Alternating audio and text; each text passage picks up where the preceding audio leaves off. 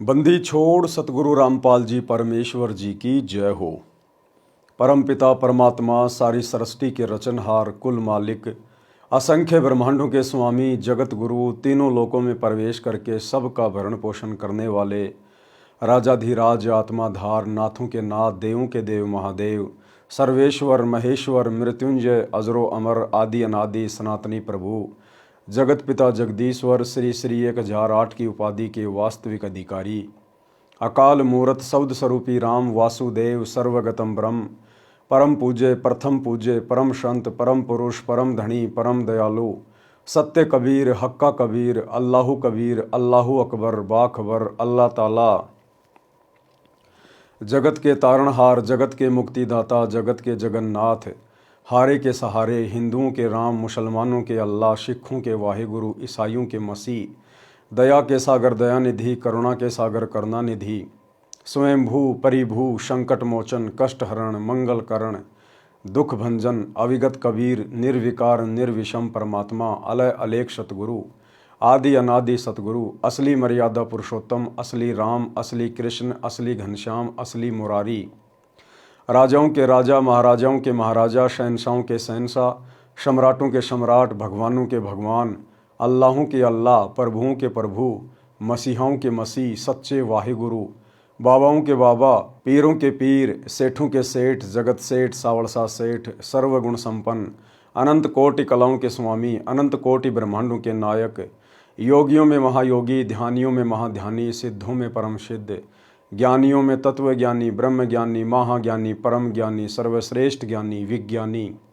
युवा कबीर समर्थ कबीर असमवात अमित ओजा सच्चे रहनुमा करीम अल्लाह सुभान अल्लाह दुनिया के अंतिम पैगंबर 8 सितंबर 1951 से गांव धनाना जिला सोनीपत हरियाणा भारतवर्ष की पावन भूमि पे प्रकट रियल कल्कि भगवान श्री नारायण साकार हरि श्री बाबा साहिब नूर अनंत परमात्मा संत श्रोमणी सतगुरु रामपाल जी परमेश्वर जी के चरण कमल में साध संगति से जुड़े हुए देश विदेश से आप और हम सभी सत्सेवक भाई बहनों का अनंत कोटि दंडोत प्रणाम। सत्साई भाई और बहनों, दया पूज्य गुरुदेव भगवान की सतगुरु रामपाल जी परमेश्वर जी की जिनके शुभ आशीर्वाद से विशेष आशीर्वाद से आप और हम सभी साध संगति से जुड़ी हुई सत्सेवक आत्माएं अपनी आत्मा के कल्याण हेतु गुरुदेव के तत्व ज्ञान को आधार बनाकर दृढ़ता के साथ निरंतर भक्ति मार्ग पर आगे की ओर बढ़ रहे हैं। भाई और बहनों, साध संगति से जुड़कर आप और हम सभी भगत भाई बहनों ने जो विशेष अनमोल वस्तु प्राप्त की है गुरु को पहचानने की, ये बड़े सौभाग्य से मिलती है, बड़े सौभाग्य से नसीब होती है। इसके लिए हम गुरुदेव भगवान का तहे दिल से जितनी बार भी दंडवत धन्यवाद करें उतना ही कम है। तो पूज्य गुरुदेव जी के कर कमल से लिखित पवित्र पुस्तक मुक्ति बोध के ऊपर वीडियो बनाने की श्रृंखला जारी है। इसी श्रृंखला में आज हमारा ये 28वें नंबर का वीडियो है। प्रत्येक वीडियो में गुरुदेव भगवान के आशीर्वाद से भक्ति मार्ग के विषय में दृढ़ता प्राप्त करने के लिए आप और हमें बहुत कुछ सीखने और समझने को मिल रहा है। तो भाई और बहनों, आज का वीडियो शुरू करते हैं पूज्य गुरुदेव जी के आशीर्वाद से मुक्ति बोध के ऊपर। आज परमेश्वर ने अपने कर कमल से इस पवित्र पुस्तक में काशी में जो भंडारा हुआ था उस भंडारे के समापन की वाणियों का समावेश किया है और किस प्रकार से परमात्मा ने 8 पहर तक 8 तिया 24 यानी 24 घंटे परमात्मा ने खड़े होकर सबको उपदेश दिया। परमात्मा ने सृष्टि रचना समझाई, आध्यात्मिक ज्ञान दिया, सबको समझाया। जितने भी मंडलेश्वर आए हुए थे, साधु संत महात्मा आए हुए थे, कबीर परमेश्वर जी ने किसी मंडलेश्वर से ज्ञान लिया नहीं। परमात्मा ने स्वयं उन मंडलेश्वरों को, जिनको 2 कौड़ी का ज्ञान भी नहीं था, रटा रटाया ज्ञान अपने गुरुओं से जो दुनिया को बताते रहते थे, सुनाते रहते थे, जिस ज्ञान के सुनने और सुनाने से किसी का कोई भला नहीं होना था। परमेश्वर ने किसी भी मंडलेश्वर से ज्ञान नहीं सुना। परमात्मा ने अपना तत्व ज्ञान, नूतन ज्ञान, नया ज्ञान सबको सुनाया 24 घंटे तक। और वर्तमान में गुरुदेव भगवान की गैर हाजिरी में इन सतलोक आश्रमों में क्या हो रहा है, झलक तो आप जी देख ही रहे होंगे यूट्यूब पर, सोशल मीडिया पर। इन्होंने अपना जो सोशल मीडिया एक पेज बना रखा है, फेसबुक का चैनल, सा न्यूज़ चैनल, उस पर ये लोग अपनी मूर्खता वाली पोस्ट शेयर करते ही रहते हैं। तो एक तरफ तो कासिमी भंडारा, परमात्मा ने सबको ज्ञान दिया, किसी से ज्ञान लिया नहीं। और वर्तमान सतलोक आश्रमों में बाहर से आने वाले श्रद्धालुओं को ज्ञान दिया नहीं जाता, उनसे ज्ञान लिया जाता है। लगता है संत रामपाल जी के ज्ञान में कोई कमी रह गई, कोई त्रुटि रह गई। जो सतलोक आश्रम मैनेजमेंट हरियाणा, इन आश्रमों के संचालक आज गुरुदेव की गैर हाजिरी में उस ज्ञान की पूर्ति के लिए मंडलेश्वरों से ज्ञान ले रहे हैं। एक छोटा सा वीडियो 4 मिनट का सतलोक आश्रम सोजत का। अभी इनका जो एक नया पाखंड चल रहा है, कबीर निर्वाण दिवस, एक मंडलेश्वर को इन्होंने इनवाइट किया। इनके आश्रमों में कोई भी साधु संत महात्मा मंडलेश्वर आते नहीं हैं, जबरदस्ती उनको बुलाया जाता है, जबरदस्ती हाथ पैर जोड़ के, अपनी प्रशंसा के लिए कि हम एक वीडियो बनाने का मौका मिलेगा। जब वो बाबा जी आएगा, भंडारा करेगा और जब वो वापस जाने लगेगा, तब हम उसका माइक पकड़कर इंटरव्यू लेंगे। बाबा जी आपको यहाँ की व्यवस्था कैसी लगी? बाबा जी आपको यहाँ के सेवादारों का व्यवहार कैसा लगा? बाबा जी आपको खान पान में क्या लगा, कैसा लगा? अपनी बड़ाई खुद ही करवाते हैं, अपने मुंह मियाँ मिट्ठू बनने के लिए। दुनिया को ज्ञान के बारे में नहीं बताते, परमात्मा के बारे में नहीं बताते। जो आडंबर वो मंडलेश्वर करके आते हैं, उन आडंबरों को छोड़ने के विषय में उनको नहीं समझाते। बस वो बाबा, वो मंडलेश्वर हमारे आश्रमों की प्रशंसा करके जाए, हम सेवादारों की प्रशंसा करके जाए, हमारे द्वारा जो व्यवस्था की जाती है उसकी जी भरकर प्रशंसा की जाए। बस हम तो इतने में खुश हैं। तो एक छोटा सा 4 मिनट का वीडियो आपको समझाने का प्रयास करेगा कि वर्तमान में इन आश्रमों में क्या चल रहा है। अब ये मंडलेश्वर ये क्या ज्ञान समझाएगा, क्या ज्ञान देगा, ये क्या ज्ञान दे सकता है, क्या इसके पास है? पहली बात तो ऐसे लोगों को, ऐसे मंडलेश्वरों को इन सतलोक आश्रमों में इनवाइट करना ही नहीं चाहिए परमेश्वर के विधान के अनुसार। तो इन लोगों की आश्रमों में एंट्री उस समय होनी चाहिए जब ये बिल्कुल सादा तरीके से एक आम व्यक्ति की तरह अपनी वेशभूषा बना लें। ये व्यर्थ की दाढ़ी, मूछ, ये तिलक, छापा, चंदन, ये सब हटा लें। ये रुद्राक्ष की माला, ये भगवा पहनावा जो पाखंड का प्रतीक है, जब तक ये लोग इस प्रकार के आडंबर वाली वेशभूषा का परित्याग ना कर दें, तब तक इन लोगों को आश्रम में एंट्री होनी नहीं चाहिए। अगर इनको नाम लेना है तो पहले इनको बोलिए कि बहुत से टीवी चैनल पर सतगुरु रामपाल जी का सत्संग चलता है, सोशल मीडिया यूट्यूब पर सतगुरु रामपाल जी के सत्संग भरे पड़े हैं। पहले आप उनके ज्ञान को सुनिए, ज्ञान को समझिए। और आपने जो अपना ये आवरण ऐसा बना रखा है, इसका परित्याग कीजिए। उसके बाद आप सतलोक आश्रम में आइए, नाम दीक्षा लीजिए, भक्ति कीजिए। लेकिन ये लोग आते नहीं हैं, ये लोग अपनी तरफ से नहीं आए। इन लोगों को जबरदस्ती बुलाया जाता है, जबरदस्ती।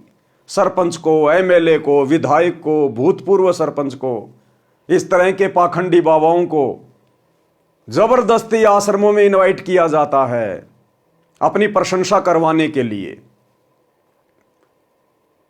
तो क्या बोल वचन है इस भाई साहब के, आपको इनके मुख से सुनाएंगे। और साथ में जो इंटरव्यू ले रहे हैं सतलोक आश्रम वाले, बिल्कुल मूक दर्शक बन के खड़े हैं। ये जो मर्जी बके जा रहा है, जो मर्जी बोले जा रहा है, आश्रम वालों को आशीर्वाद दे रहा है कि मेरा आशीर्वाद आपके साथ में है, आप ऐसे फलते फूलते रहो। और ये इंटरव्यू लेने वाला सतलोक आश्रम सोजत का भगत, इसके मुंह के ऊपर ताला लगा हुआ है, गूंगा है, गूंगा। उसी समय टोकना चाहिए कि महाराज ना तो हमें आपके आशीर्वाद की आवश्यकता है और ना आप जी आशीर्वाद देने के अधिकारी हैं।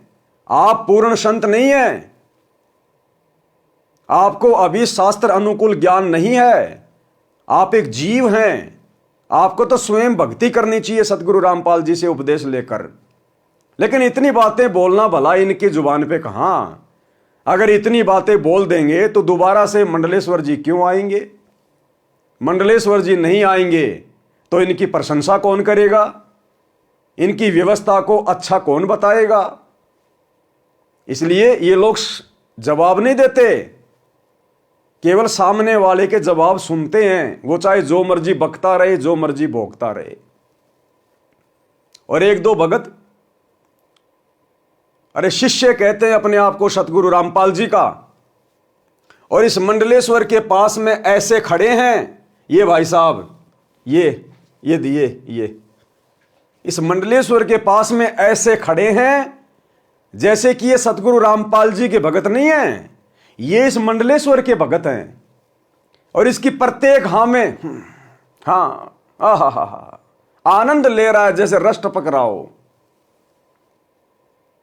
तो भाई और बहनों, एक छोटा सा वीडियो है, आप भगत भाई बहनों को थोड़ा सा दिखा देते हैं एक बार,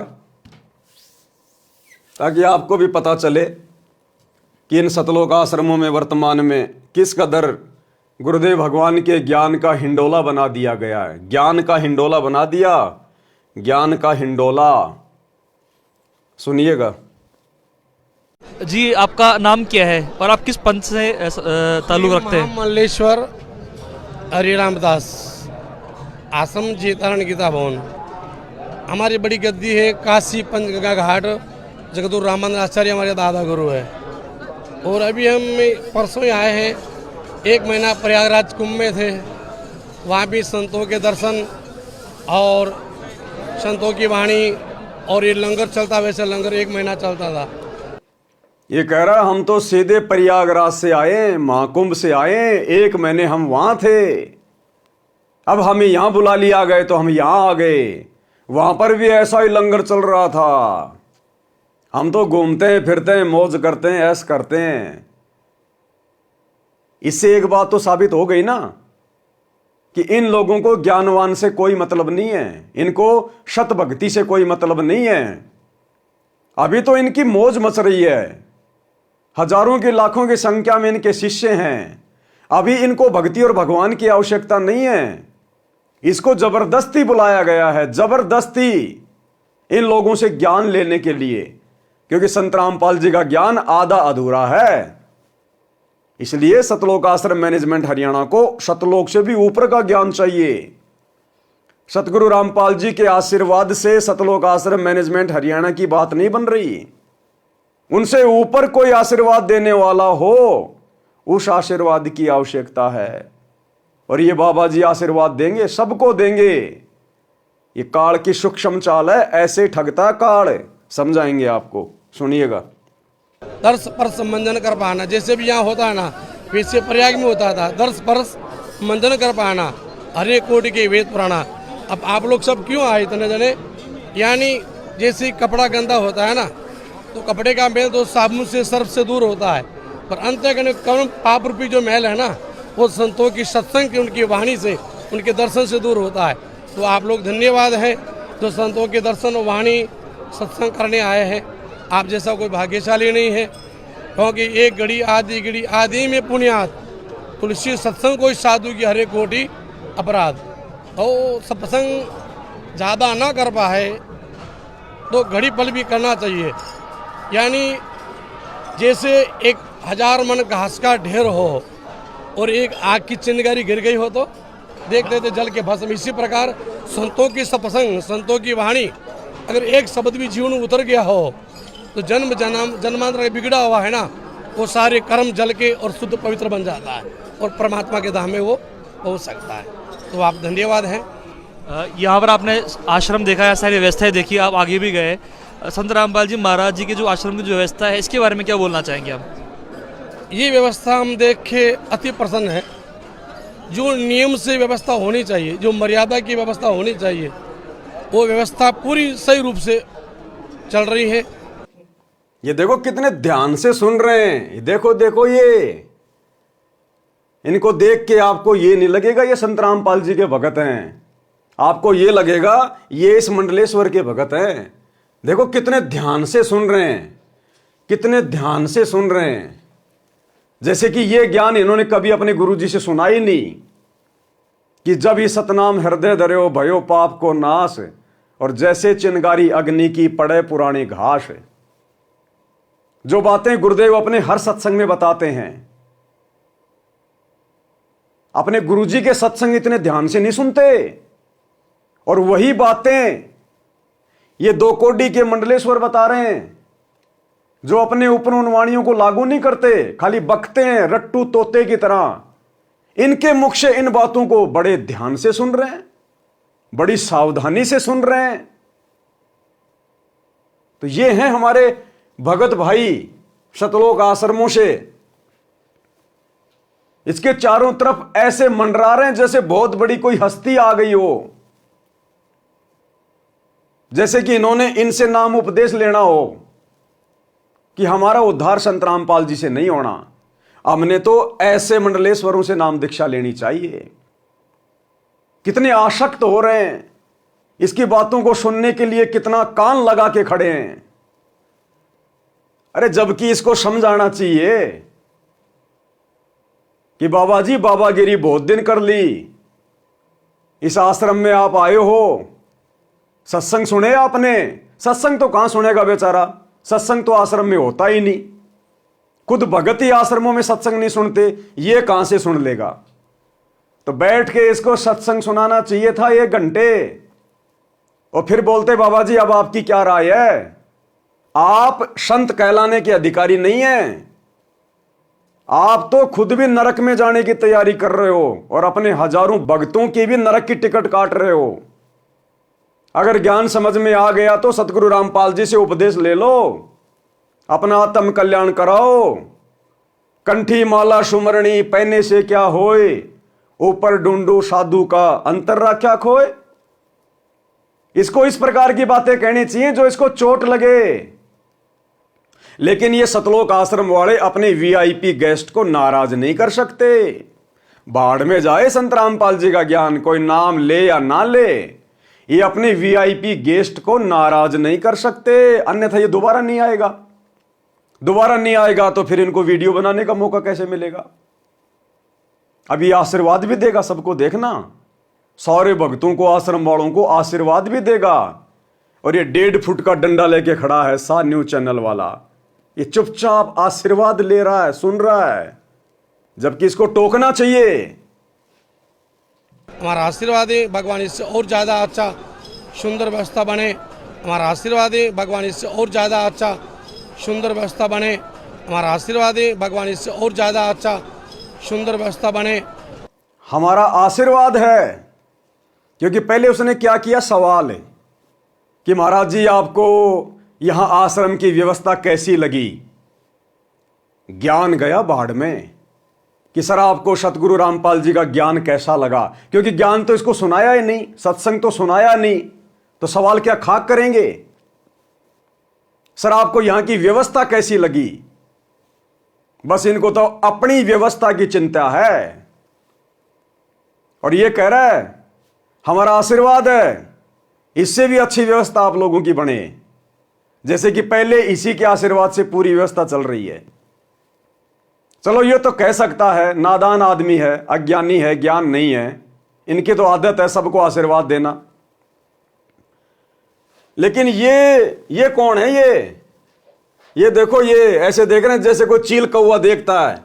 ये तो 4 भगत हैं और इंटरव्यू लेने वाला भी भगत है। इनके मुंह के अंदर पत्थर घुसे हुए हैं क्या? जब इसने आशीर्वाद दिया तो क्या टोकना नहीं चाहिए था? रोकना नहीं चाहिए था? इसने कहा और आप लोग चुपचाप रहे, इसका मतलब आपने इसके आशीर्वाद को स्वीकार कर लिया। अन्यथा आपको उसी समय टोकना चाहिए था कि महाराज जी आप पूर्ण संत नहीं हैं और आशीर्वाद केवल पूर्ण संत ही दे सकता है और उसी का आशीर्वाद फलित होता है। लेकिन अगर इतनी बातें बोल देंगे तो हो सकता है ये थप्पड़ मार दे। ये तो काल के दूत हैं, दुर्वासा ऋषि की तरह गुस्सा तो इनकी नाक पे रहता है। हो सकता है ये थप्पड़ मार दे, और भाई इसका थप्पड़ ये आश्रम वाले झेल नहीं पाएंगे, ये नाराज हो जाएगा, दोबारा आश्रम में नहीं आएगा। तो इन आश्रमों में बाहर से लोगों को सतगुरु रामपाल जी का ज्ञान समझाने के लिए नहीं बुलाया जाता, इन जैसे पाखंडियों का ज्ञान लेने के लिए बुलाया जाता है कि हमारे आश्रम में और तो सारी व्यवस्था है, बस एक ज्ञान की कमी है। महाराज जी आप हमें ज्ञान देने के लिए आइए। ये ज्ञान समझा रहा है, ये ज्ञान दे रहा है, क्या है इसके पास जो ज्ञान देगा? इन मूर्खों को सोचना चाहिए, आश्रम वालों को। क्या आवश्यकता पड़ गई इसका इंटरव्यू लेने की? तुम्हें क्या शिक्षा दे सकता है ये? इसका इंटरव्यू लेके तुम्हारा क्या भला हो जाएगा? हां, तुम्हारा धार्मिक धंधा बढ़िया चल पड़ेगा कि इसको सुनकर और भी लोग आएंगे खाने पीने के लिए, घूमने के लिए, मनोरंजन के लिए। और तुम्हें तो भीड़ चाहिए, तुम्हारे को तो वीडियो चाहिए बनाने के लिए। तो भाई और बहनों, ये टोटल काल का जाल इन आश्रमों में फैला हुआ, टोटल काल का जाल। अगर वास्तव में ये आश्रम सतगुरु रामपाल जी के हैं तो इन आश्रमों में इन लोगों की एंट्री नहीं होनी चाहिए, विशेषकर। अरे यही तो है वो काल के दूत जिनसे तुम्हारा बाप पिछले 30 वर्षों से संघर्ष कर रहा है। यही तो है वो काल के एजेंट जो हमारे भगत भाई बहनों को अपने जाल में फंसा के रखे हुए हैं, और इन्हीं काल के एजेंटों का तुम स्वागत कर रहे हो। इसको कहते हैं बुद्धि के ऊपर पत्थर पड़ जाना, बुद्धि के ऊपर पत्थर पड़ जाना। आगे क्या कह रहे हैं महाशय जी? आशीर्वाद दे रहे हैं, और ले लो आशीर्वाद। हमारा आशीर्वाद है भगवान इससे और ज़्यादा अच्छा सुंदर व्यवस्था बने। हमारा आशीर्वाद है भगवान इससे और ज़्यादा अच्छा सुंदर व्यवस्था बने। सुंदर तो है ही, अति सुंदर, सोना में सुहागा। आपको धन्यवाद है, व्यवस्थापकों को और हमारे यहाँ के संतों को, सब हरि भक्तों को, सबको धन्यवाद है। संत रामपाल जी महाराज जी ने सभी शास्त्रों के जो गूढ़ रहस्य हैं उनको सामान्य भाषा में सबके सामने ला दिया है। आज भी कोई भी सत्संग होता है तो कबीर साहब जी की वाणियों के बिना वो सब अधूरा है। आप क्या बोलना चाहेंगे संत रामपाल जी महाराज जी के इस योगदान को लेकर?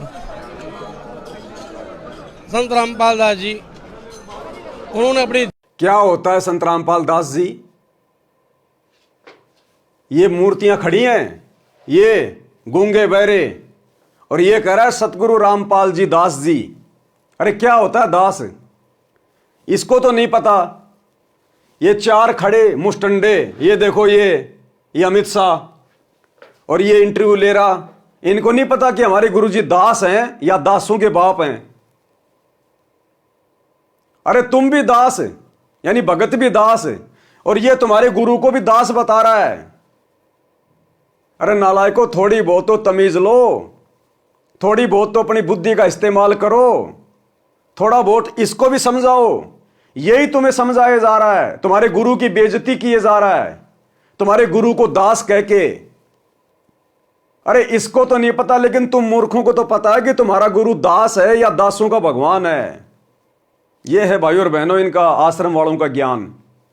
ये होता है इन आश्रमों में। इस व्यक्ति के 4 मिनट के इंटरव्यू में इसको बेचारे को कुछ नहीं समझाया गया, कुछ नहीं बताया गया, बस अपनी और आश्रम की व्यवस्था का बखान करवाया गया है। ज्ञानवान की कोई बात नहीं, नाम उपदेश लेने की कोई बात नहीं। अरे कम से कम पूछता कि सर आप नाम लेना चाहोगे क्या? लेकिन इनको शर्म आती है कि ये तो खुद ही लोगों को नाम देता है। अगर इससे हम ऐसा सवाल करेंगे तो कहीं अपनी बेइज्जती ना मान ले। ये है इन आश्रम वालों का ज्ञान। ये हो रहा है इन आश्रमों में। इसलिए दास कह रहा है टोटल ड्रामा, टोटल पाखंड, केवल धंधे के लिए इन आश्रमों में समागम किए जाते हैं, अपने धंधे के लिए, भीड़ बढ़ाने के लिए। ज्ञानवान से कोई मतलब नहीं है। अपने जीवन में अपने भगवत स्वरूप कबीर साहब की वाणी को उतारा। एक सादा सब सदे, सब सादे सब जाए, जो तू सेवे मूल को फूले फले आगाए। एक को पकड़ने से परमात्मा की प्राप्ति होती। हा, ओ हो। जैसे कि महाराज जी ने कोई तत्व ज्ञान से न्यारा ज्ञान बता दिया हो कि एक कै साधे सब सदै, सब साधे सब जाए, माली सींचे मूल को फले फूले अगाए। अरे गुरुजी हर सत्संग में ये वाणी बोलते हैं, लेकिन इसके मुख से ये वाणी सुन के ओ हो ये देखो, बस महाराज जी आपने जीवन धन्य कर दिया, आपने मेरा जीवन बदल दिया। अपने गुरुजी के सत्संग सुनते समय इनकी गर्दन नहीं झुकती, हाथ नहीं जुड़ते, और इस 2 कौड़ी के पाखंडी के मुंह से सुनकर हा देखो देखो देखो, ये हाल है इन आश्रमों में। ये मर्यादाओं से अलग हैं, ये पतिव्रता धर्म की भक्ति नहीं कर रहे, ये सबकी मर्यादा खंडित है, सब परमात्मा से दूर हैं। इसी को तो कहते हैं कबीर कथा करो करतार की, सुनो कथा करतार, आन कथा सुनो नहीं कहे कबीर विचार। और ये इनकी कथाएं सुन के बड़े आनंदित हो रहे हैं, बड़ा गर्व महसूस कर रहे हैं। ये है आश्रमों से जुड़े हुए भक्तों का ज्ञान। ये सारनामी सार शब्दी भगत हैं, ये सार नाम प्राप्त, और जिनके मुख से ज्ञान चर्चा अच्छी नहीं लगनी चाहिए, उन लोगों के मुख से ये वाणियां सुन सुन के नतमस्तक हो रहे हैं। ये कहां से परमात्मा को प्रसन्न करेंगे, कहां ये पतिव्रता पद की भक्ति करेंगे। इन भक्तों से चाहे गधे के आगे हाथ जुड़वा लो, चाहे घोड़े के आगे हाथ जुड़वा लो, चाहे अपने गुरुजी के आगे हाथ जुड़वा लो, इनको फर्क ही नहीं पड़ता। द्रौपदी वाली भक्ति कर रहे हैं, 5-5 पति, अनेकों पति, कितने पति बना लो। तो देखो कितना आधीन हो रहा है। उन्होंने कभी ईशा की वाणी को पकड़ के और संसार में मोह अज्ञान में जो सोए हैं उनको सचेत किया है। उनको माता पिता सबको धन्यवाद है। संत रामपाल जी महाराज जी, अब बताओ, इन मूर्ख भक्तों ने इस मंडलेश्वर की जुबान से सतगुरु रामपाल जी को और उनके माता पिता को सबको आशीर्वाद दिला दिया कि सतगुरु रामपाल जी को और उनके माता पिता को सबको मेरा धन्यवाद है। और ये खड़े खड़े सुन रहे हैं। अरे नालायको, इन लोगों को सतगुरु रामपाल जी के आशीर्वाद की जरूरत है, ना कि इन जैसे लोगों की सतगुरु रामपाल जी को आवश्यकता है। तो भाई और बहनों, ये भीड़ इकट्ठी हो रखी है इन आश्रमों में, ज्ञानवान से किसी को कोई मतलब नहीं है। को पकड़ के और संसार में मोह अज्ञान में जो सोए हैं उनको सचेत किया है। उनको माता पिता सबको धन्यवाद है। संत रामपाल जी महाराज जी जब किसी को नाम दीक्षा देते हैं तो उन्होंने कुछ रूल्स बना रखे हैं कि जैसे कि नशा करने वाला जो व्यक्ति है उनसे नहीं जुड़ सकता, उसे नशा त्यागना पड़ेगा। वो दहेज मुक्त भारत अभियान चला रहे हैं। अरे सतगुरु रामपाल जी ने तो ये भी कहा है कि अगर नाम दीक्षा लेनी है, आश्रम में आना है, तो अपना आडंबर त्याग के आना पड़ेगा। हमारे आश्रम मंदिर है, मंदिर, और यह है शास्त्र विरुद्ध साधना का प्रतीक। आडंबर, पाखंड, क्यों एंट्री दे रहे हो इनको? इनसे इसके ऊपर सवाल करो ना कि आपको क्या समझ में आया। आप इतनी दूर से आश्रम में आए हैं, आपको ज्ञान सुन के क्या समझ में आया? क्या आप अपनी आत्मा का कल्याण करवाना चाहते हैं? क्या आप नाम दीक्षा लेना चाहते हैं? ऐसा मौका आपको फिर नहीं मिलेगा। नाम दीक्षा ले लो, आश्रम में आए हुए हो। ये ढोंग, ये पाखंड छोड़ दो। परमात्मा धरती पे आए हुए हैं संत रामपाल जी के रूप में, आप उनके शिष्य बन जाइए। इस व्यक्ति को इस प्रकार से समझाना चाहिए। लेकिन इनको अपने दामाद की तरह आश्रम में बुला लिया, बढ़िया बढ़िया खिला दिया और अपने आश्रम की प्रशंसा करवा के सहसम्मान इसको विदा कर दिया। इसलिए आश्रम खोले हैं क्या? नशा मुक्त भारत अभियान चला रहे हैं, इसके बारे में आप क्या बोलना चाहेंगे?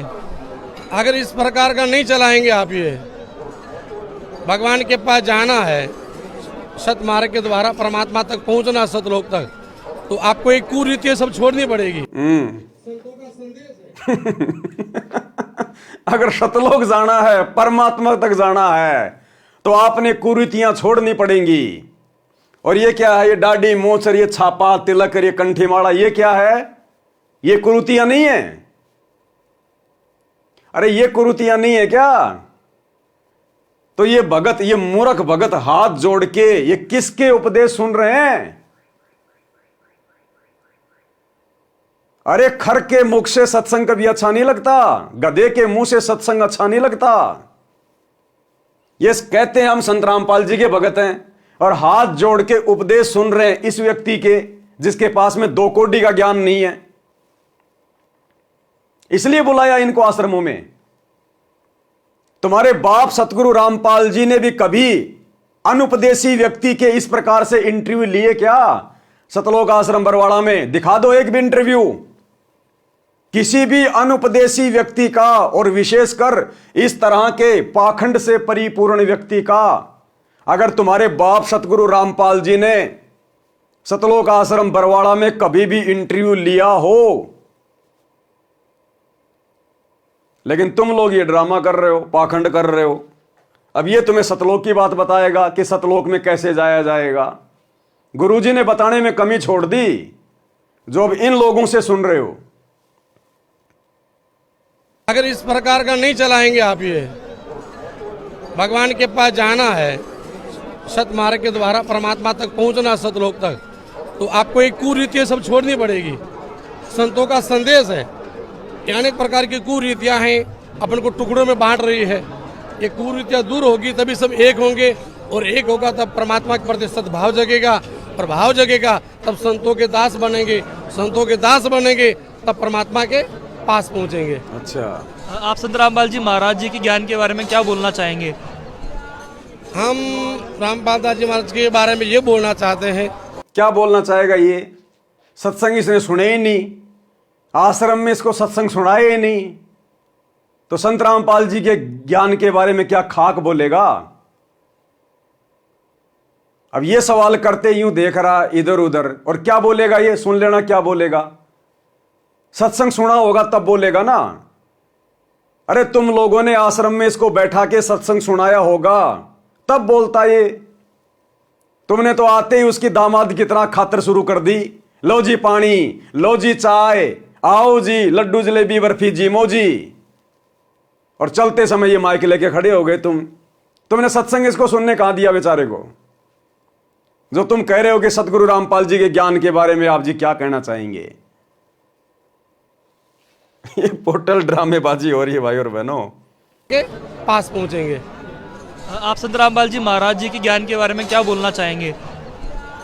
हम रामपाल दास जी महाराज के बारे में ये बोलना चाहते हैं, जैसे आपने गुरुवर की कृपा आपको मिली है, गुरुवर का कृपा का प्रसाद आपको मिला है, और सबसे बड़ा परोपकार आप कर रहे हैं, जो गुरुवर का प्रसाद जगह जगह वितरण कर रहे हैं, सत्संग के माध्यम से, पोथी के माध्यम से, वाणी के माध्यम से।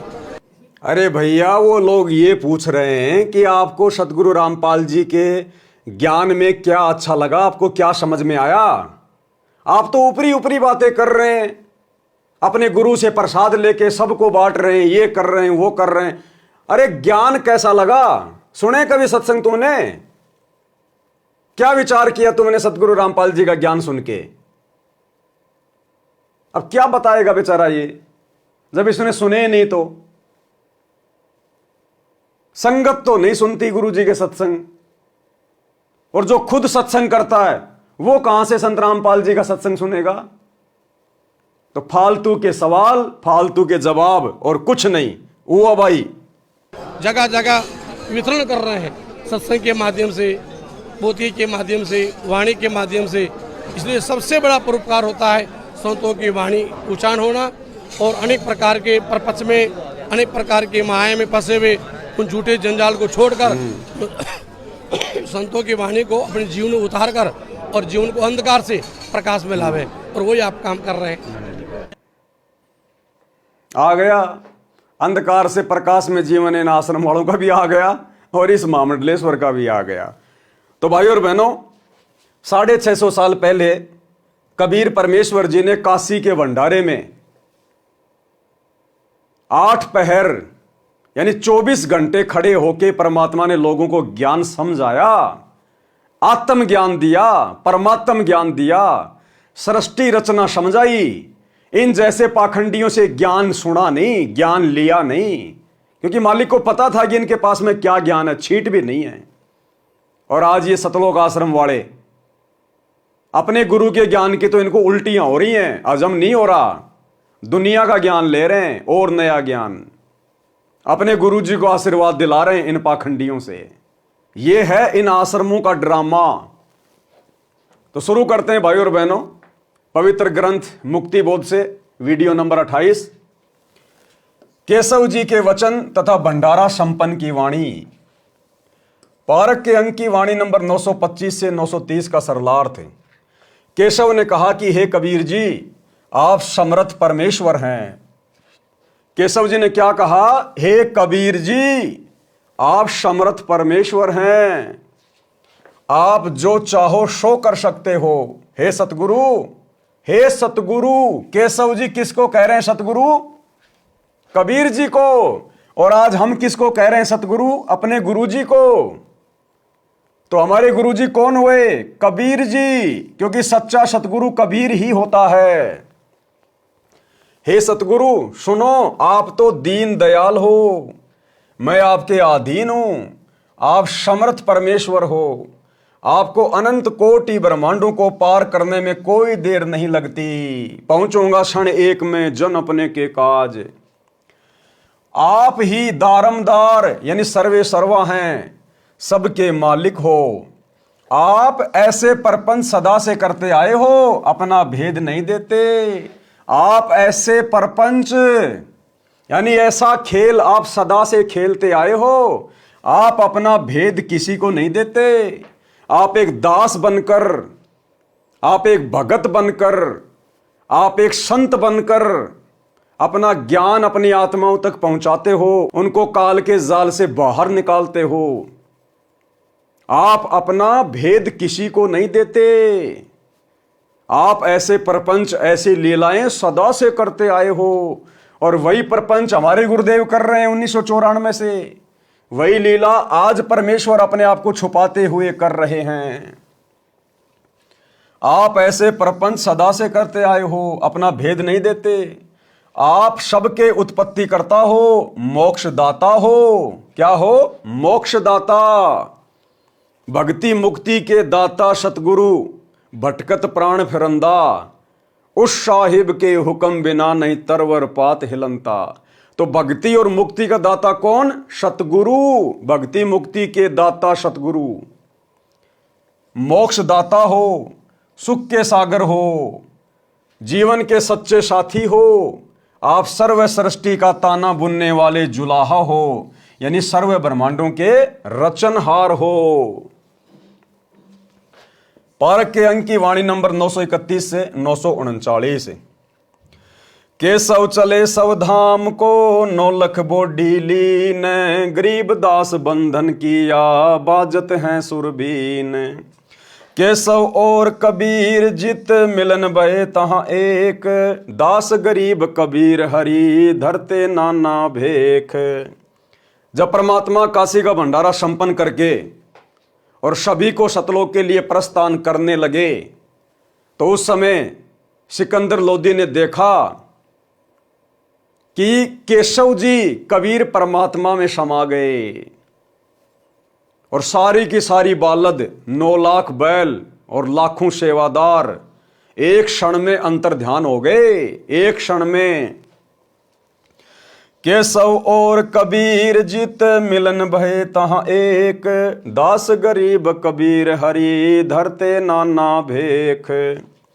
बंजारे और बैल सब लाए थे भरमाल, गरीब दास सतलोक को चले गए तत्काल। आवत जाते ना लखें कौन धाम प्रकाश, गरीब दास साहबू जी है कहाँ गए हरिदास। वो 9 लाख बैल और लाखों सेवादार ना तो किसी को आते हुए दिखाई दिए और ना किसी को जाते हुए दिखाई दिए।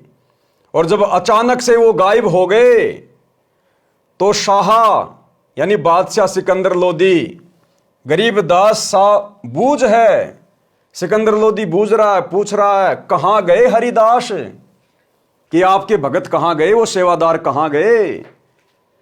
आवत जाते ना लखें कौन धाम प्रकाश, गरीब दास साहबू जी है कहाँ गए हरिदास।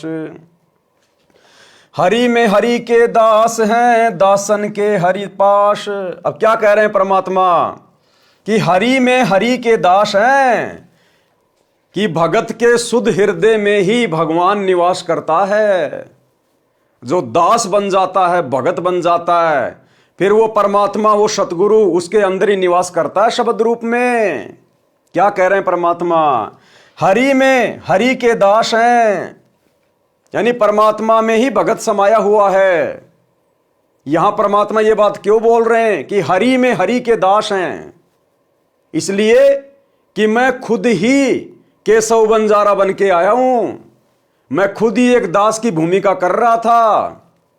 वो केशव बंजारा मेरे अंदर ही है, यानी मैंने ही डबल रोल किया था।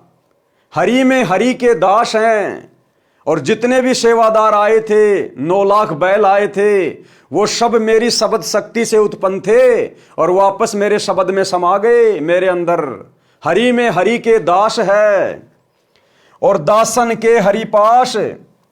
और जो दास बन जाता है उसके पास फिर हरि यानी परमात्मा यानी सतगुरु सदा रहता है शब्द रूप में। हरि में हरि के दास हैं दासन के हरि पास, गरीब दास पद अगम गति साहत की उदास। अब ये सारी बातें सुन के जो सातकी था, सिकंदर लोदी का धार्मिक गुरु, जिसने उस भंडारे की झूठी चिट्ठियां डाली थी परमात्मा को बदनाम करवाने के लिए, काशी छुड़वाने के लिए, ये सारी बातें सुन के वो जल भुन रहा था। सारी बातें सुन के वो जल भुन रहा था, उदास सा हो गया। और क्या बोला, चलो सिकंदर बादशाह क्यों बिरथा बखत गमाए, गरीब दास उस पीर के तन मन लागी भाए। और वो शेख तकी क्या बोला सिकंदर को, चलो सिकंदर बादशाह क्यों बिरथा बखत गमाए, बखत यानी समय, क्यों फालतू में इस कबीर के साथ में बात करके अपना समय बर्बाद कर रहा है, चलो यहां से। जेता शहर कबीर का हमरे बहुत अनेक, गरीब दास सातकी के लगी जुबान मेख। अब जब परमात्मा ने यह कहा ना कि भाई वो जिस देश से आए थे, जिस नगर से आए थे, वो सेवादार 9 लाख बैल जिस शहर से आए थे वो भाई वहीं वापस चले गए। तो शेख तकी ने सिकंदर लोदी से कहा, परमात्मा से ईर्ष्यावश बातें करते हुए, कि चलो चलो बादशाह, इस कबीर के जैसे शहर, इस कबीर के जैसे नगर तो हमारे बहुत हैं, चलो चलो यहां से। जब उसने इतनी बात कही तो उसी समय उसकी जुबान के ऊपर ताला लग गया, यानी वो गूंगा हो गया शेख तकी।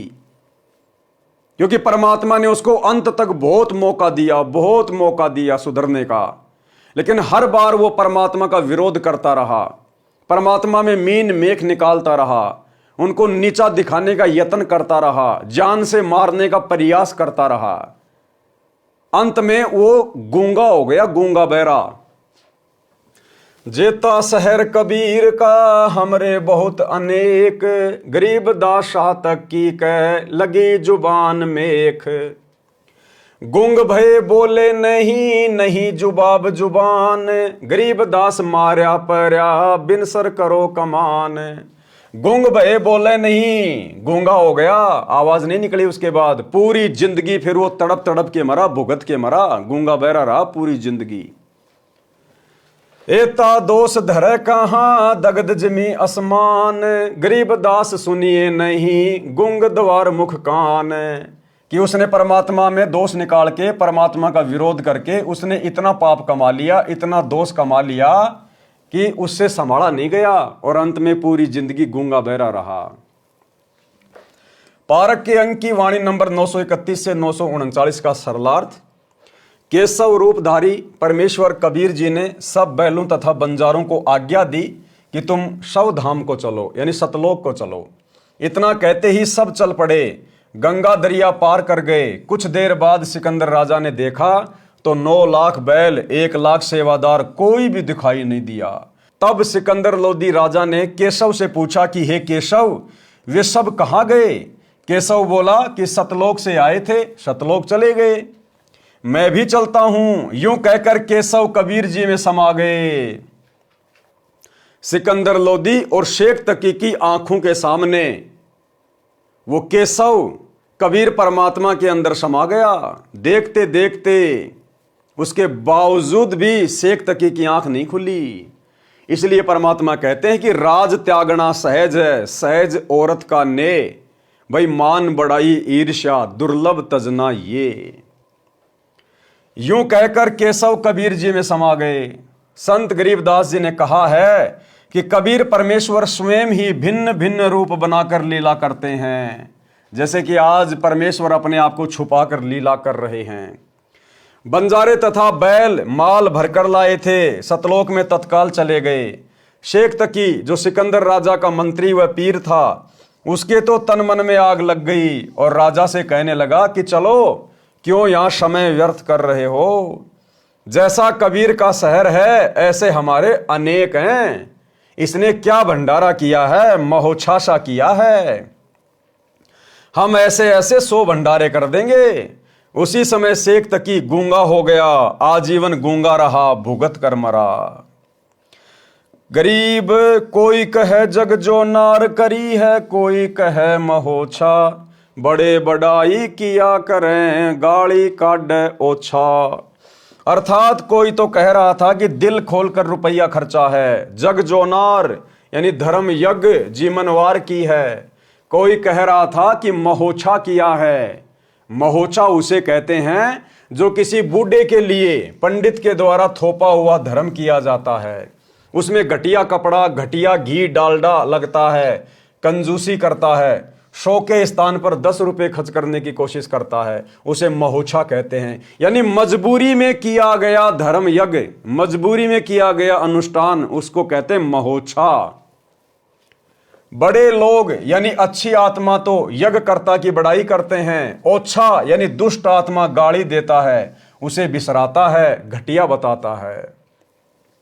उपरोक्त वाणियों का कथा रूप सरलार्थ, जब सब षड्यंत्र फैल हो गए तब सब काशी के पंडित काजी मुल्लाओं ने सभा करके निर्णय लिया कि कबीर एक निर्धन जुलाहा है, हम इसके नाम से पूरे हिंदुस्तान में चिट्ठी भिजवा देते हैं कि कबीर सेठ पुत्र नीरू जुलाहा कॉलोनी बनारस वाला 3 दिन का भोजन भंडारा धर्म यज्ञ करने जा रहा है। सब अखाड़े वाले बाबा साधु संत आमंत्रित हैं, साथ में अपने सर्व शिष्यों को अवश्य लाएं। 3 दिन प्रत्येक भोजन के पश्चात प्रत्येक साधु संत ब्राह्मण काजी मुल्ला पीर पैगंबर ओलिया को एक एक दोहर, एक मोहर तथा जो कोई सूखा सीधा आटा मिठाई घी दाल चावल भी लेना चाहे तो वह भी दिया जाएगा। अब भैया सतलोक आश्रम वालों, अगर तुम वही दिव्य धर्म यज्ञ दिवस वर्तमान में कर रहे हो, अरे तुम लोग जो दिव्य धर्म यज्ञ दिवस करते हो ना, और इतना प्रचार कर रहे हो, उसके बाद भी तुम्हारे आश्रम में जगत वाले लोग नहीं आते। अरे तुम्हें प्रचार ढंग से नहीं करना आता। क्या बता रहे परमात्मा? शेख तकी से शिक्षा लो। शेख तकी ने क्या लिखा, क्या प्रचार किया, तुम भी उसी प्रकार से जगह जगह पोस्टर लगाओ और लिखो कि संत रामपाल जी 3 दिन का भंडारा कर रहे हैं और भंडारे में आने वाले को प्रत्येक बार भोजन करने के बाद 1 सोने की मोहर और 1 दोहर दी जाएगी। तुम तो कहते हो हमारे आश्रम में कोई आता नहीं, 3 दिन से पहले कोई जाएगा नहीं, और इतनी भीड़ आ जाएगी, इतनी भीड़ आ जाएगी, तुम्हारे को नया आश्रम खोलना पड़ जाएगा। तो थोड़ा बहुत बुद्धि का इस्तेमाल करो, दिमाग लगाओ, शेख तकी की तरह प्रचार करो भाई। वो दोहर और मोहर के चक्कर में 18 लाख लोग आ गए साधु संत। अगर उसमें दोहर और मोहर का जिक्र ना होता तो खाली भोजन करने के लिए 1000 किलोमीटर से कोई नहीं आता। तो तुम लोगों को अगर भीड़ जमा करनी है, भीड़ इकट्ठा करनी है इन आश्रमों में, तो खाली भंडारा भंडारा भंडारा भंडारा करने से नहीं होगी। भंडारा तो सभी खाते हैं अपने घर पे। 50 रुपए का लड्डू जलेबी लेके कोई भी खा लेगा अपने घर पे। 200 रुपए का एक किराया देके तुम्हारे आश्रम में 50 रुपए के लड्डू जलेबी खाने आएंगे लोग। तो प्रचार करो तो ढंग से करो कि आओ कितनी बार भी लड्डू जलेबी बर्फी खाओ, प्रत्येक बार 10 ग्राम सोना और 1 दोहर दी जाएगी। फिर देखो भीड़, अरे फिर देखो कुंभ फैल हो जाएगा, कुंभ, इतनी भीड़ आ जाएगी। 3 दिन प्रत्येक भोजन के पश्चात प्रत्येक साधु संत ब्राह्मण काजी मुल्ला पीर पैगंबर ओलिया को 1 दोहर 1 मोहर तथा जो कोई सूखा सीधा आटा मिठाई घी दाल चावल भी लेना चाहे तो वो भी दिया जाएगा। दोहर एक लोई होती थी जो उस समय की सबसे महंगी तथा उपयोगी कंबल मानी जाती थी, जिसको अमीर लोग ही ओढ़ते थे। मोहर लगभग 10 ग्राम सोने गोल्ड से बना, वर्तमान कीमत लगभग 30,000 रुपए। उस लोई की कीमत वर्तमान में 10,000 से कम नहीं है। सर्वसम्मति से ये निर्णय लेकर पत्र भिजवा दिए, दिन निश्चित कर दिए। निश्चित दिन को 18 लाख साधु संत ब्राह्मण मंडलेश्वर अपने अपने सभी शिष्यों सहित पहुंच गए। सबको लालच था कि प्रत्येक भोजन के पश्चात उपरोक्त दक्षिणा मिलेगी। लोग काशी में भंडारा करने नहीं आए थे, उस लालच में आए थे, दोहर और मोहर के लालच में।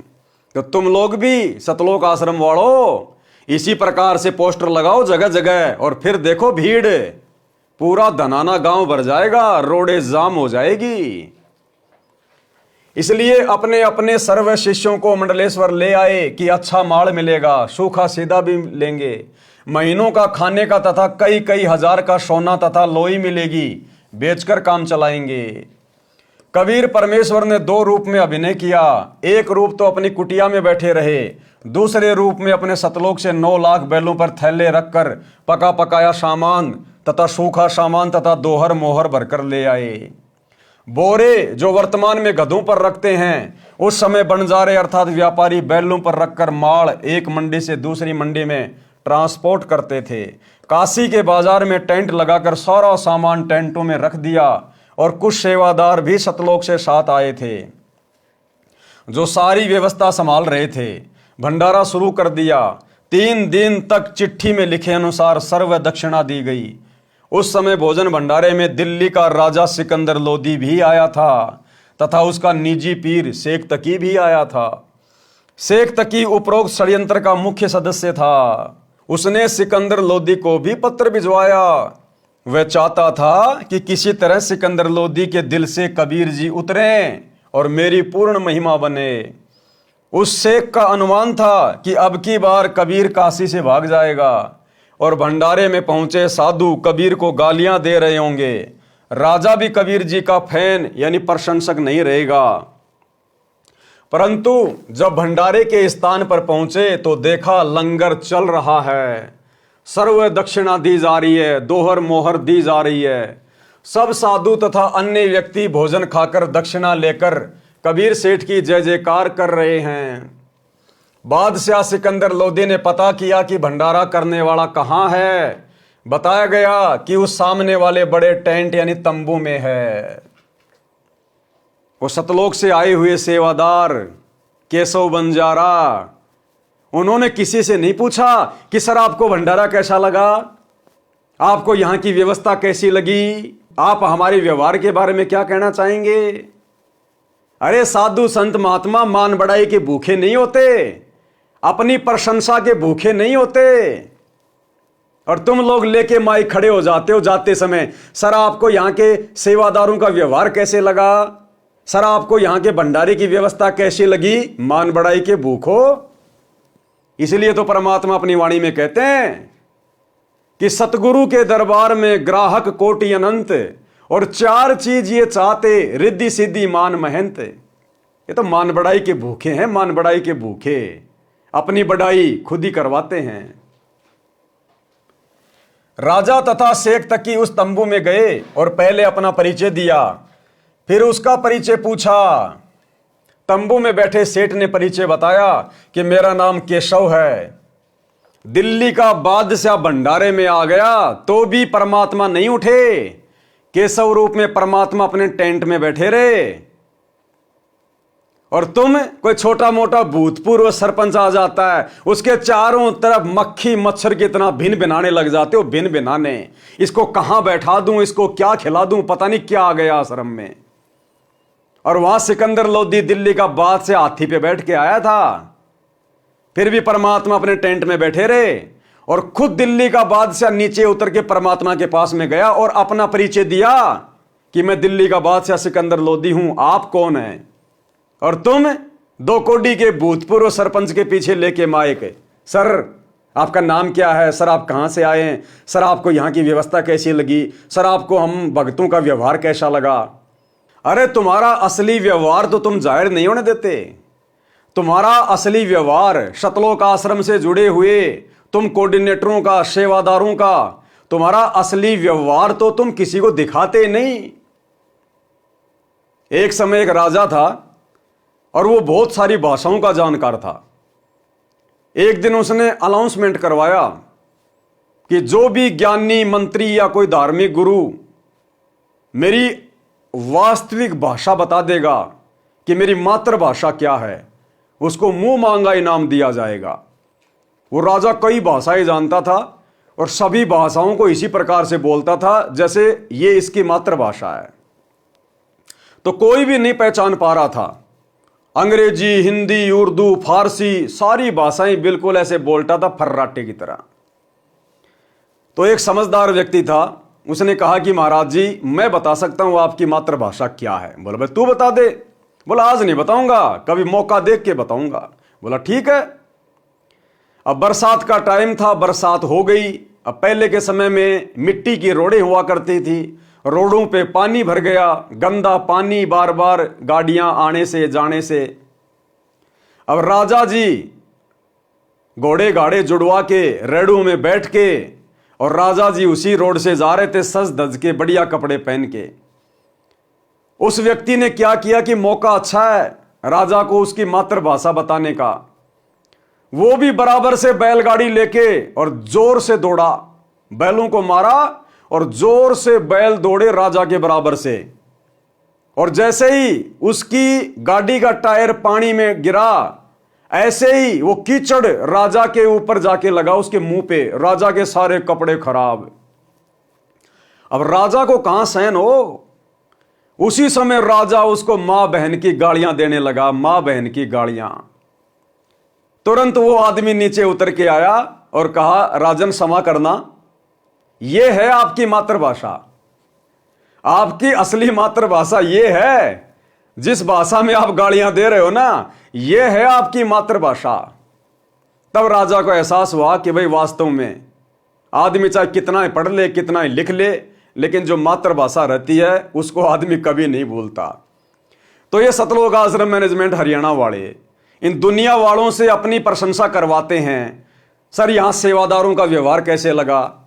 अरे अगर उन लोगों को मुझ पवन दास की मार पिटाई वाली वीडियो दिखाए जाएं कि किस प्रकार से तुम सतलोक आश्रम वाले मुख्य व्यक्ति, बड़े बड़े कोऑर्डिनेटर, स्टेट कोऑर्डिनेटर मुझ पवन दास को घर में घुस के जानवर की तरह मार रहे हो, भगत भाई बहनों को मां बहन की गालियां निकाल रहे हो, तेरे मुंह में मुतूंगा रंडी का बीज, तेरी लड़की को कोठे पे बैठा दूंगा। स्टेट कोऑर्डिनेटर देशराज, महेंद्र का लड़का अमित मां बहन की गालियां निकाल रहा है। उत्तर प्रदेश का स्टेट कोऑर्डिनेटर संजीव हुड्डा रंडी का बीज कह रहा है भक्तों को। यह है तुम्हारा असली व्यवहार, यह है तुम्हारा असली आचरण, जो बेचारे उन भोले भाले दुनिया वालों को नहीं पता। तो भैया ये फालतू में नौटंकियां करना छोड़ो और मर्यादा में रह के परमात्मा की भक्ति कर लो। ये ड्रामे करते हुए असंख्य युग हो गए। राजा तथा शेख तकी उस तंबू में गए और पहले अपना परिचय दिया, फिर उसका परिचय पूछा। तंबू में बैठे सेठ ने परिचय बताया कि मेरा नाम केशव है, मैं बंजारा हूं।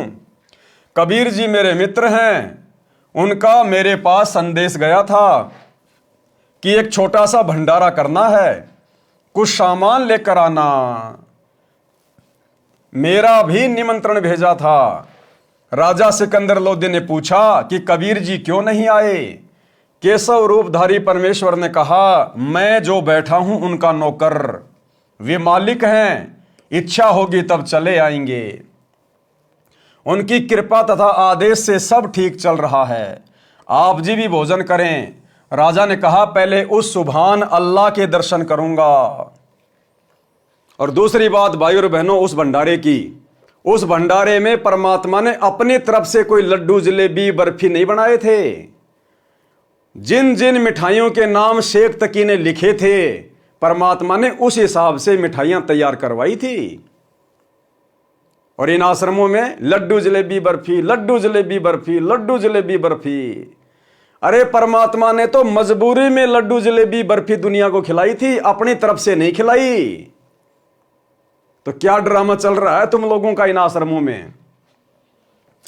राजा ने कहा पहले उस सुभान अल्लाह के दर्शन करूंगा, बाद में भोजन करूंगा।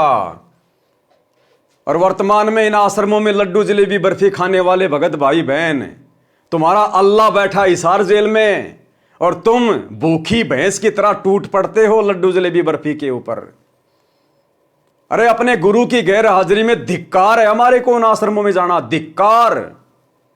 तुम्हारा बाप तो हिसार जेल में सब्जी रोटी खा रहा है, दाल रोटी खा रहा है, और जेल की रोटियां कैसी मिलती हैं, जेल की सब्जी कैसी है, और तुम उसके पीठ पीछे उसके नाम की आड़ में लड्डू जलेबी बर्फी, लड्डू जलेबी बर्फी। समय का इंतजार करो। राजा ने कहा पहले उस सुभान अल्लाह के दर्शन करूंगा, बाद में भोजन करूंगा। यह कहकर हाथी पर बैठकर राजा सिकंदर कबीर जी की कुटिया पर पहुंचे। साथ में कई अंगरक्षक भी थे। कबीर परमेश्वर जी को संत रविदास जी ने सुबह ही बता दिया था कि हे कबीर जी, आज तो विरोधियों ने बनारस छोड़कर भगाने का कार्य कर दिया। आपके नाम से पत्र भेज रखे हैं और ऐसा ऐसा लिखा है, लगभग 18 लाख व्यक्ति साधु संत लंगर खाने पहुंच चुके हैं। कबीर जी ने कहा कि मित्र आजा, बैठ जा, दरवाजा बंद करके सांकड़ लगा ले।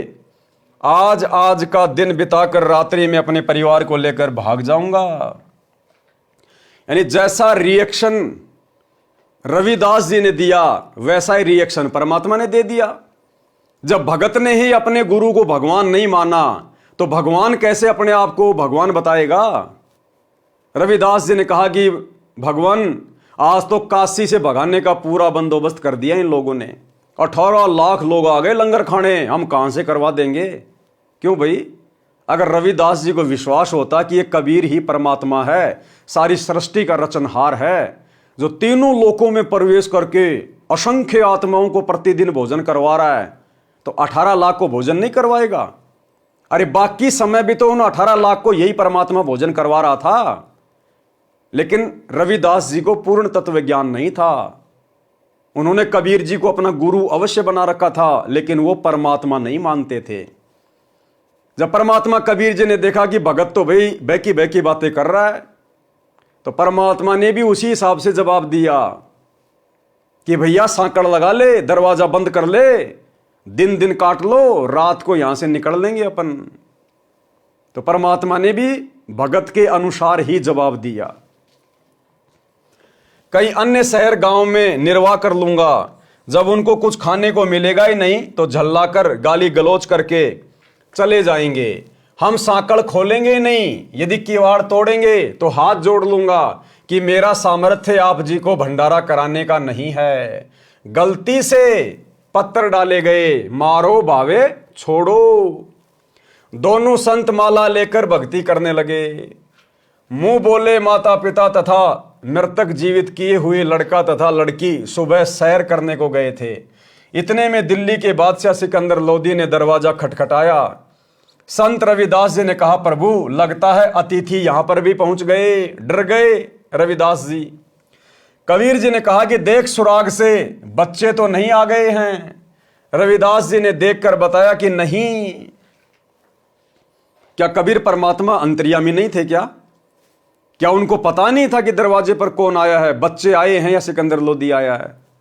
लेकिन 650 साल पहले भी परमात्मा ने अंतर्यामीपना नहीं दिखाया। फिर आज हिसार जेल में बैठकर कैसे परमात्मा अंतर्यामीपना दिखाएंगे? तो वही लीला आज चल रही है। जैसा गुरुजी को उनके परिवार के द्वारा राग द्वेष ईर्ष्या में आकर अन्य भक्तों की गुरुजी के सामने शिकायत की जाती है, प्रार्थना लगाई जाती है, गुरुजी वैसा ही जवाब दे देते हैं, वैसा ही जवाब। जबकि गुरुजी को तो सब पता है कि कौन गलत है, कौन सही है, कौन गुरुद्रोही है, कौन गुरुमुखी है। तो गुरुजी अंतर्यामीपना नहीं दिखाएंगे, जबकि वर्तमान में तो 2014 बरवाला कांड के बाद से परीक्षा चल रही है। इस परीक्षा के समय में तो बिल्कुल भी अंतर्यामीपना नहीं दिखाएंगे। अरे जब 650 साल पहले नहीं दिखाया, रविदास जी को कह रहे हैं कि देख बच्चे घूम के आए हैं या फिर कोई और आ गया। जब उस समय अंतर्यामीपना नहीं दिखाया तो आज भी नहीं दिखाएंगे। तो भाई और बहनों, गुरुदेव भगवान के द्वारा जो भगत भाई बहनों की 9 एंट्रियां की जा रही हैं, पीले पर्चे आ रहे हैं, हम सत्सेवकों को गुरुद्रोही कहा गया है। उस परमात्मा को पता है कि कौन सही है कौन गलत है, लेकिन जैसा गुरुदेव के काल प्रेरित परिवार के द्वारा गुरुदेव को एक मानुष मानकर, अपने जैसा जीव मानकर उनके सामने जैसा झूठ परोसा जाता है, परमात्मा वैसा ही जवाब दे देते हैं। रविदास जी ने देखकर बताया कि नहीं, कोई और ही है। 2-3 बार दरवाजा खटखटाकर राजा सिकंदर ने अपना परिचय देकर बताया कि आपका दास सिकंदर आया है, आपके दर्शन करना चाहता है। परमेश्वर कबीर जी ने कहा, राजन आज दरवाजा नहीं खोलूंगा, मेरे नाम से झूठी चिट्ठियां भेज रखी हैं, लाखों संत भगत पहुंच चुके हैं, रात्रि होते ही मैं अपने परिवार को लेकर कहीं दूर चला जाऊंगा। सिकंदर लोदी ने कहा, परवरदिगार आप मुझे नहीं बहका सकते। अरे भैया, आप तो बह के बहकाए थे। सिकंदर लोदी तो बहकाया था, ये तो खाली नौटंकी कर रहा झूठी। अगर सिकंदर लोदी को वहां पर कोई भोजन भंडारे की व्यवस्था नहीं दिखाई देती, अगर परमात्मा ने 9 लाख बैलों के ऊपर वो भोजन पानी की व्यवस्था नहीं की होती, वहां टेंट नहीं लगाए होते, दोहर मोहर नहीं बांटी जा रही होती, तो उन साधु संतों के कहने से इतनी जनता को देखकर सिकंदर लोदी फिर से कबीर परमात्मा को पकड़कर खूनी हाथी के नीचे डालने का आदेश दे देता। लेकिन सिकंदर ने तो देख लिया था कि भंडारा लग रहा है, दुनिया खा रही है, सोने की मोहर और दोहर बांटी जा रही है, तब जाके आधीन हुआ कि परवरदिगार आप मुझे नहीं बहका सकते। अगर वहां भंडारा नहीं चल रहा होता, उस समय मानते सिकंदर लोदी को, फिर भी जाकर कहता कि परवरदिगार आप मुझे नहीं बहका सकते, आप तो अल्लाह हो, परमात्मा हो। सिकंदर लोदी ने कहा, परवरदिगार आप मुझे नहीं बहका सकते, मैं आपको निकट से जान चुका हूं, आप एक बार दरवाजा खोलो, मैं आपके दर्शन करके ही जलपान करूंगा। परमेश्वर की आज्ञा से रविदास जी ने दरवाजा खोला तो सिकंदर लोदी मुकुट पहने पहने ही चरणों में लौट गया और बताया कि आप अपने आप को छिपाकर बैठे हो, आप अपने आप को छिपाकर बैठे हो। आपने कितना सुंदर भंडारा लगा रखा है, आपका मित्र केशव आपके संदेश को पाकर सर्व सामान लेकर आया है, आपके नाम का अखंड भंडारा चल रहा है। अब सिकंदर लोदी कह रहा है कि मैं आपको पहचान चुका हूं, और फिर क्या कह रहा है कि आपने बहुत सुंदर भंडारा लगा रखा है, आपका मित्र केशव बंजारा सारी व्यवस्था संभाल रहा है। अरे कहां समझ गया भगवान को। अरे कबीर परमेश्वर की 650 साल पहले पारिवारिक स्थिति क्या थी, खुद का पेट भी मेहनत करके बड़ी मुश्किल से भरते थे। तो सिकंदर लोदी ने इतना भी दिमाग नहीं लगाया कि ऐसे गरीब आदमी का ऐसा कौन बंजारा फ्रेंड है, मित्र है, जो 18 लाख लोगों के लिए भंडारे की व्यवस्था कर देगा कबीर जी के कहने से। जिस कबीर के पल्ले 100 रुपए नहीं, उस कबीर के कहने से सोने की दोहर मोहर 18 लाख लोगों को, 18 लाख लोग आए थे और कम से कम लोगों ने 10-10 बार भोजन किया होगा। 18 लाख इंटू 10 कितनी मोहर हो गई, 1 करोड़ के आसपास, 1 करोड़ सोने की मोहर 10-10 ग्राम की। उस निर्धन कबीर जुलाए के कहने से भला ऐसा कौन उसका मित्र है जो इतना बड़ा भंडारा कर देगा, जो राजा भी नहीं कर सकता। तो सिकंदर ने इतना भी दिमाग नहीं लगाया कि जो केशव के रूप में बैठा है वो कबीर का मित्र है या कबीर ही सारी लीला कर रहा है। तो भाई उस समय किसी ने कुछ नहीं समझा परमात्मा को, केवल जुबान से कहते थे, बाकी समझा किसी ने नहीं था। आपका मित्र केशव आपके संदेश को पाकर सर्व सामान लेकर आया है। आपके नाम का अखंड भंडारा चल रहा है। सभी अतिथि आपके दर्शनों के अभिलाषी हैं। कह रहे हैं कि देखें तो कौन है कबीर सेठ जिसने ऐसे खुले हाथ से लंगर कराया है। मेरी भी प्रार्थना है कि आप एक बार भंडारे में घूमकर सबको दर्शन देकर कृतार्थ करें। तब परमेश्वर कबीर जी उठे और कुटिया से बाहर आए तो आकाश से कबीर जी पर फूलों की वर्षा होने लगी तथा आकाश से आकर सिर पर सुंदर मुकुट अपने आप पहना गया। तब हाथी पर बैठकर कबीर जी तथा रविदास जी व राजा चले तो सिकंदर लोधी परमेश्वर कबीर जी पर चवर करने लगे और पीलवान से कहा कि हाथी को भंडारे के साथ लेकर चल। जो भी देखे और पूछे काशी वालों से कि कबीर सेठ कौन सा है, उत्तर मिले कि जिसके सिर पर मोर पंख वाला मुकुट है वह है कबीर सेठ। जिसके सिर पर मोर पंख वाला मुकुट है। आपने गुरुजी के छोटे कलयुगी भाई महेंद्र का इंटरव्यू सुना कि एक दिन मेरी आत्मा निकल के ऊपर ब्रह्मांड में गई और श्री कृष्ण जी के रूप में मुझे विष्णु भगवान के दर्शन हुए। उनके सिर पर मोर पंख लगा हुआ था। महेंद्र ने क्या कहा था? उनके सिर पर मोर पंख लगा हुआ था। पर दास ने क्या बताया भाई बहनों को कि वो विष्णु नहीं था, श्री कृष्ण नहीं था। सतगुरु रामपाल जी भगवान कृष्ण का रूप बनाकर उस महेंद्र को दर्शन दिए थे। तो कौन था वो मोर पंख वाला? उत्तर मिले कि जिसके सिर पर मोर पंख वाला मुकुट है वह है कबीर सेठ, जिस पर सिकंदर लोधी दिल्ली के बादशाह चवर कर रहे हैं। सब एक स्वर में जय जयकार बोल रहे थे, जय हो कबीर सेठ की। जैसा लिखा था वैसा ही भंडारा कराया है। ऐसी व्यवस्था कहीं देखी न सुनी। भोजन खाने का स्थान बहुत लंबा चौड़ा था। उसमें घूमकर फिर वहीं पर आए जहां पर केशव टेंट में बैठा था। हाथी से उतरकर कबीर जी तंबू में पहुंचे तो अपने आप एक सुंदर पलंग आ गया। उसके ऊपर एक गद्दा बिछ गया, ऊपर गलीचे बिछ गए जिनकी झालरों में हीरे पन्ने लाल लगे थे। टेंट को ऊपर कर दिया गया जो दो तरफ से बंद था। अब भाई और बहनों, ये बात कौन बता सकता है कि 650 साल पहले काशी के चौपड़ के बाजार में परमात्मा ने जो भंडारे की व्यवस्था की थी, जिसमें टेंट लगाया गया था, वो केवल दो तरफ से ही बंद था। अरे टेंट तो चार तरफ से होता है ना। तो ये बात कौन कह सकता है कि वो टेंट केवल दो तरफ से ही बंद था और बाद में दो तरफ से भी उसको खोल दिया गया? कौन बता सकता है? जिसने वो भंडारा करवाया हो, जिसने आंखों से देखा हो। तो ये छोटे छोटे संकेत हैं जो ये सिद्ध करते हैं कि हमारे गुरुजी स्वयं केशव बंजारे, हमारे गुरुजी स्वयं कबीर परमात्मा, जिन्होंने 650 साल पहले वो भंडारा दिया। टेंट को ऊपर कर दिया गया जो दो तरफ से बंद था। खाना खाने के पश्चात सब दर्शनार्थ वहां आने लगे। तब परमेश्वर कबीर जी ने उन परमात्मा के लिए घर त्याग कर आश्रमों में रहने वालों तथा अन्य गृहस्थी व्यक्ति व ब्राह्मणों को आपस में केशव तथा कबीर जी ने आध्यात्मिक प्रश्न उत्तर करके सत्य ज्ञान समझाया। 8 पहर यानी 24 घंटे तक सत्संग करके उनका अज्ञान दूर किया।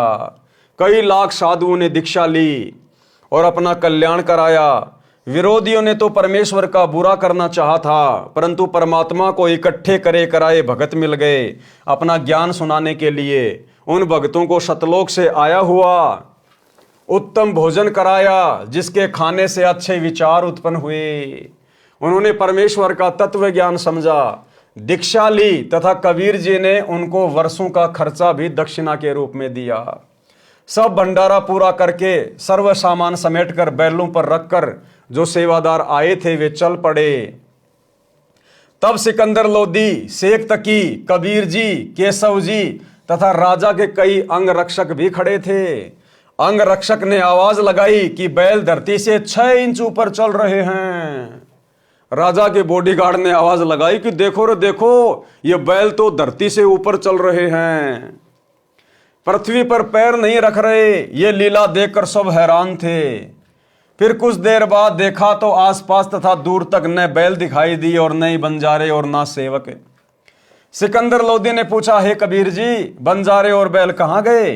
परमेश्वर कबीर जी ने उत्तर दिया कि जिस परमात्मा के लोक से आए थे उसी में चले गए। उसी समय केशव वाला स्वरूप देखते देखते कबीर जी के शरीर में समा गया।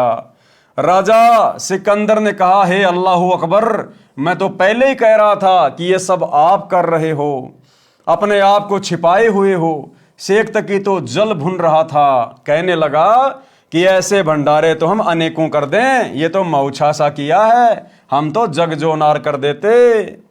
मौछा कहते हैं वह धर्म अनुष्ठान जो किसी पुरोहित द्वारा पितर दोष मिटाने के लिए थोपा गया हो। उसमें व्यक्ति बताए अनुसार आइटम मन मारकर सस्ती कीमत से लाकर पूरे करता है, हाथ सिकोड़ कर लंगर लगाता है।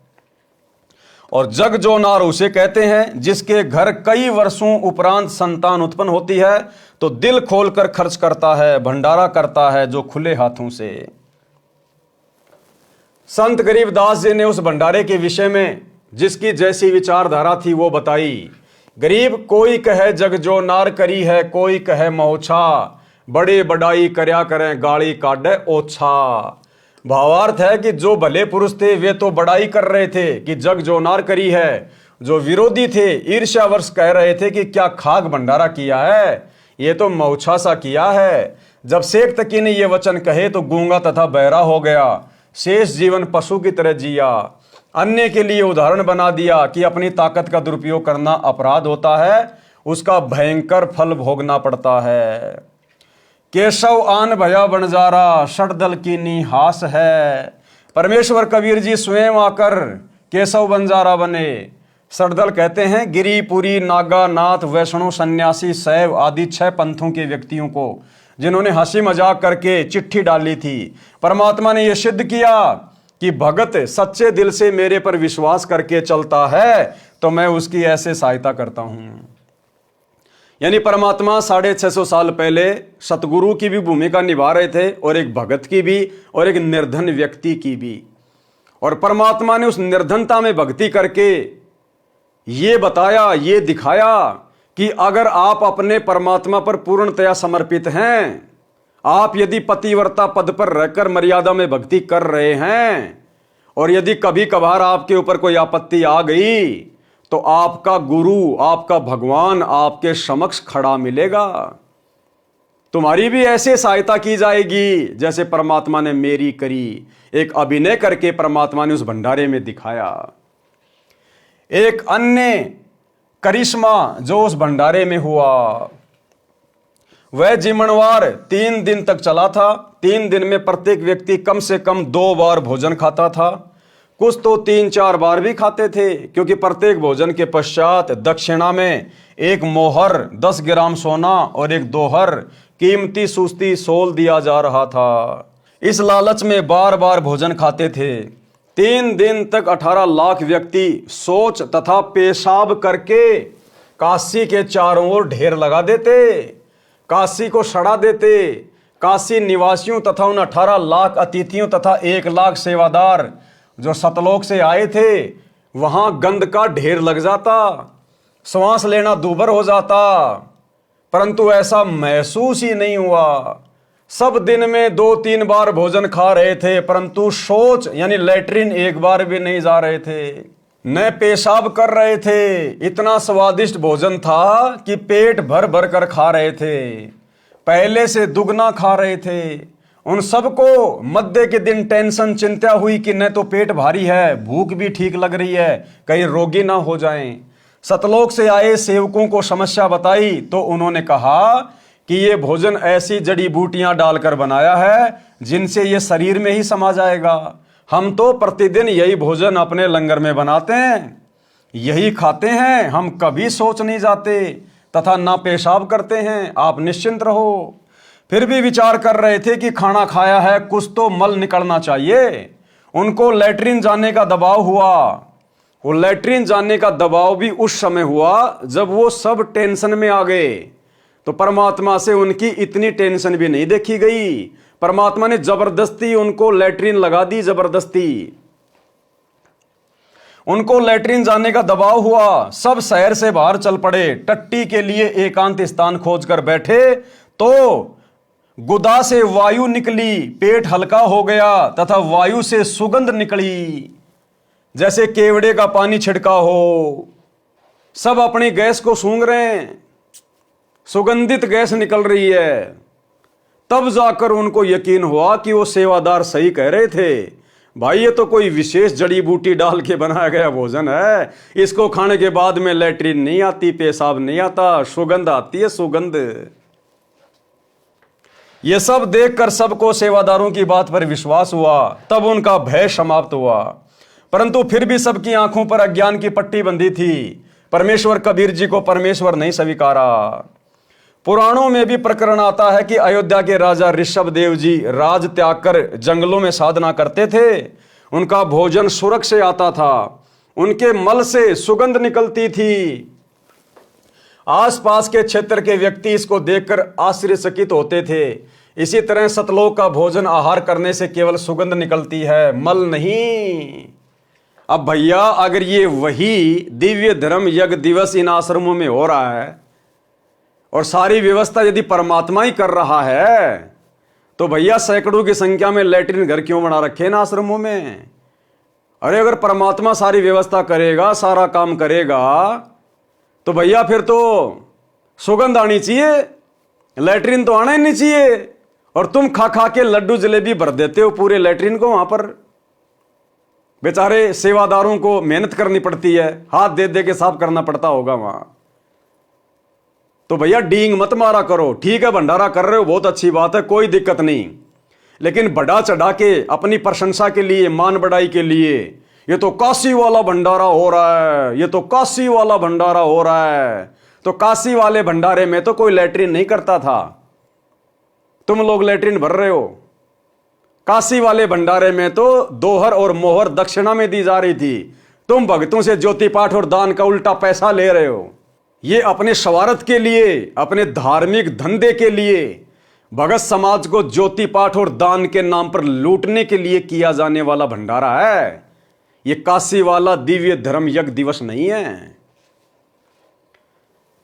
धर्मदास जी को शरण में लेना। तो भाई और बहनों, आज के वीडियो में हम केवल इतना ही लेंगे।